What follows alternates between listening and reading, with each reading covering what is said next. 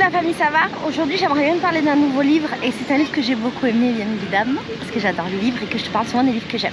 Alors ce livre s'appelle La Porte du Ciel, il a été écrit par Eric Emmanuel Schmitt et c'est la suite du premier livre dont je t'avais parlé.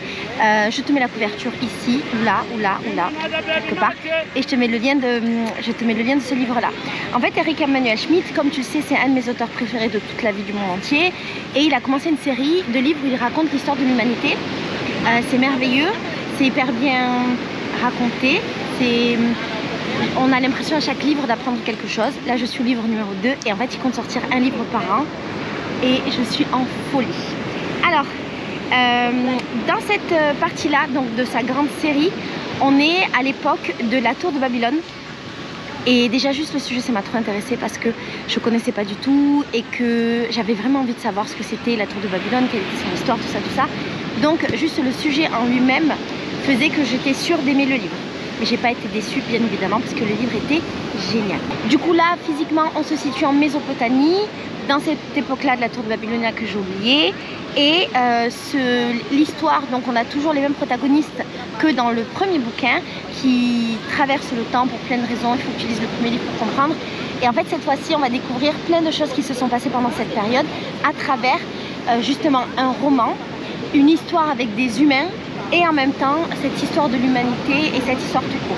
Faut que tu saches, j'adore l'histoire, je me souviens pas que j'étais si passionnée que ça d'histoire quand j'étais jeune, mais maintenant en étant grande j'aime beaucoup.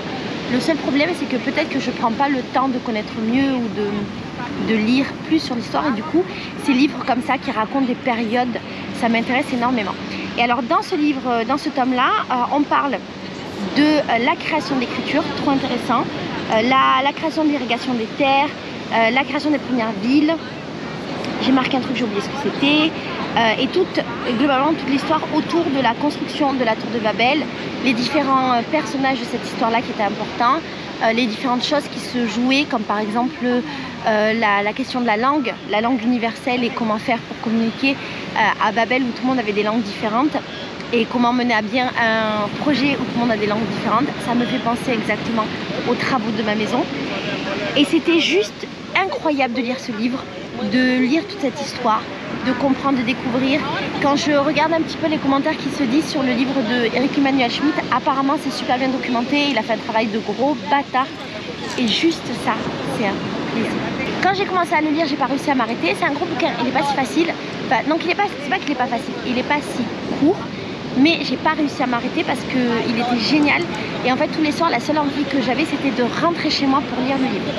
Si jamais tu as la flemme de lire le premier, est-ce que tu peux lire quand même le deuxième? Tu peux, mais à mon avis tu perds beaucoup d'informations, donc je te conseille absolument de lire dans l'ordre et de lire le premier tome puis le deuxième.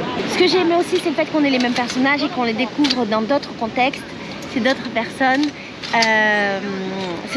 tout en étant les mêmes personnes et ça c'est vraiment intéressant et ça ajoute un peu le côté romancé à cette histoire et du coup ça, comment ça s'appelle, ça allège un petit peu le côté livre historique. Le livre en fait il te permet d'en apprendre beaucoup tout en te divertissant et ça c'est vraiment cool. Je crois que je t'ai à peu près tout dit, il n'y a pas grand chose à dire, ce livre est vraiment génial, lis-le, tu vas t'amuser, tu vas apprendre des choses. Tu vas apprendre des trucs sur l'histoire, tu vas t'attacher aux personnages, tu vas continuer à les suivre et finalement tu vas être très heureux ou heureuse en lisant ce livre, ok? Je te fais des gros bisous et j'ai très hâte du tome 3. Trop hâte. Bisous, ciao!